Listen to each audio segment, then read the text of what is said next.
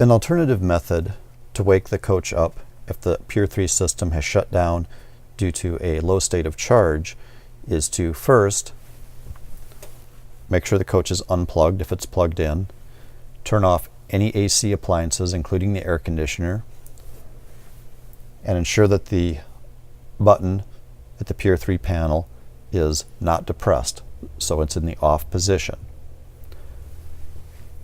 Now to wake the coach up, arm the auto start system using either method, reference our other videos, and then come back to the panel and turn the system on.